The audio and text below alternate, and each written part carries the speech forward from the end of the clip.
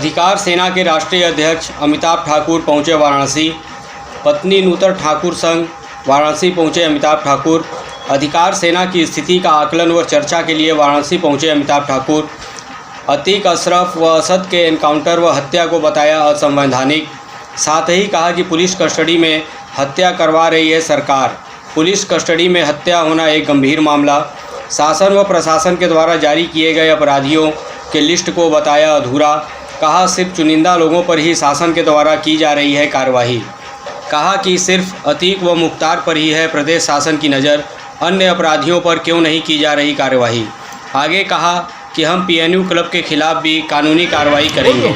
वाराणसी से देखिए बिना यादव की रिपोर्ट। आप देखते रहिए डीएम। हमारा मुख्य उद्देश्य अधिकार सेना की यहाँ की क्या स्थिति है उसका आकलन करना, चर्चा करना और उसके साथ साथ वाराणसी शहर में जिस प्रकार से यह एक दृष्टांत है इस बात का कि प्रदेश सरकार किस प्रकार दोहरा नीति अपना रही है, कानून व्यवस्था को एक हथियार के रूप में प्रयोग कर रही है, चुनिंदा लोगों के खिलाफ मात्र वोट बैंक के लिए या अपने राजनीतिक फायदों के लिए इस्तेमाल कर रही है, उस बात को कितनी ज़मीन यह है। यहाँ पर दर्जनों ऐसे लोग हैं। सुशील सिंह साहब विधायक हैं, विनीत सिंह साहब विधायक हैं, एमएलसी हैं, सतीश बेलवा हैं, अजय मर्दा हैं, ये सारे ऐसे नाम हैं। ब्रजेश सिंह के जो विपक्षी हैं, सारे ऐसे नाम हैं जो चुनिंदा माफियाओं में जिनकी हमेशा चर्चा रही है। सुशील सिंह पर मकोका के हमने स्वयं उस रिपोर्ट को पढ़ा है। मकोका की तो अदालत में पेश हुआ जो रिपोर्ट है दिल्ली पुलिस की, उसमें 25 मुकदमे दर्ज हैं। सुशील सिंह इसके बाहर हैं।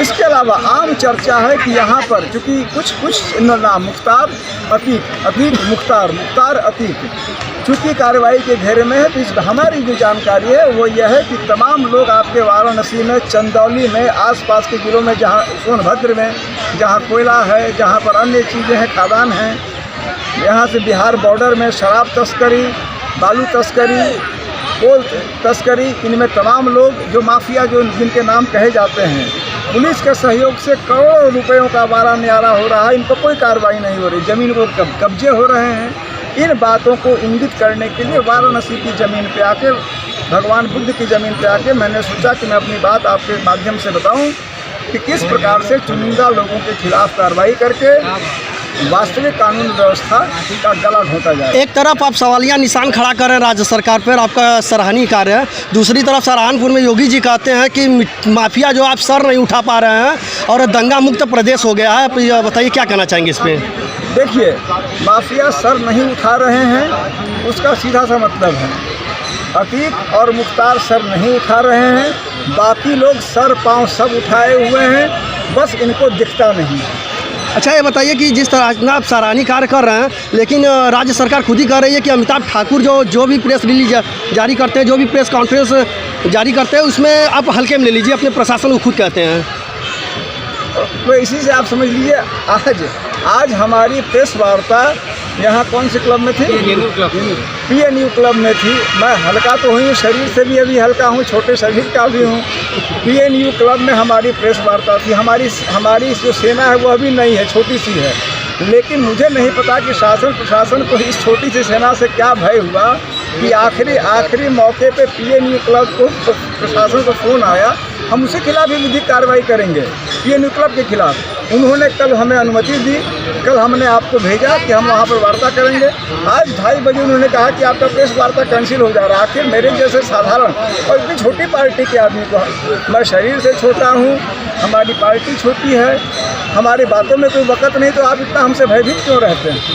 आप लोग जिस तरह से, आपको नहीं लगता कि अब आप लोग को संवैधानिक तरीके से धरना प्रदर्शन करना चाहिए? आपको जेल भरो आंदोलन करना चाहिए, ताकि तभी ना आपकी बातें सरकार सुनेगी। नहीं, क्यों सुनेगी, कैसे सुनेगी? आपकी बात से मैं सहमत हूँ।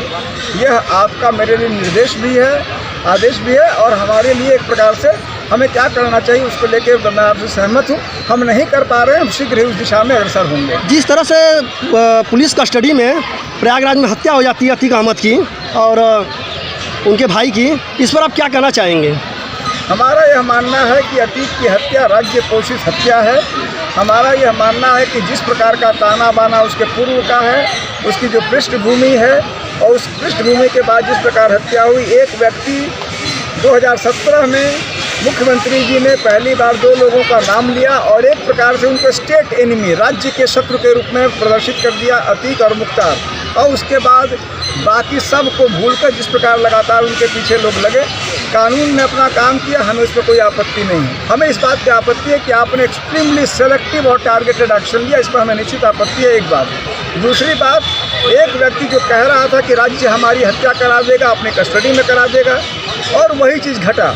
यदि कल मैं या आप किसी व्यक्ति को कहें कि मैं तुमको जान से मार दूंगा, सुबह मैं कहूँ शाम में उसका शव मिले, तो हमें मुलजिम बना दिया जाएगा। यहाँ एक व्यक्ति ने भरे असेंबली में कहा मिट्टी में मिला दूंगा, और उसके बाद मिट्टी में लोग मिले, एक ही मिट्टी में मिले, तो क्या इसे गंभीर मामला नहीं माना जाएगा? अतीक और अशरफ मर्डर तो सब असंवैधानिक होते हैं। मैं तो यहाँ तक जानता हूँ कि मैं मानता हूँ कि असद का जो एनकाउंटर है उसमें भी गहरे सवालात हैं। एनकाउंटर भी गहरे सवालात से जुड़ा है, और हत्या तो हत्या ही होती है, उसमें संवैधानिक होने का प्रश्न क्या है? हाँ, उस हत्या के राज्य पोषित होने की मुझे भरपूर आशंका है। आपके द्वारा समय समय पर पुलिस कर्मचारियों के और अधिकारियों के वसूली लिस्ट जारी की जाती है, और उसमें कहीं कहीं कार्रवाई भी होते देखा गया है। क्या आपके द्वारा उस लिस्ट की पूरी जांच पड़ताल की जाती है? देखिए, जो मेरे वश में होता है मैं निश्चित रूप से बिना जांचे, चूँकि मैं जिम्मेदार पद पे रहा हूँ, मेरे लिए उचित नहीं है कि मेरे पास कोई लिस्ट आए, कोई सूचना आए और मैं बिना जान पहचान के उस किसी को बदनाम करने की नीयत से मैं ये काम नहीं करता। हमारा उद्देश्य, हमारी पार्टी का उद्देश्य मात्र ये है कि व्यवस्था में बेहतरी हो।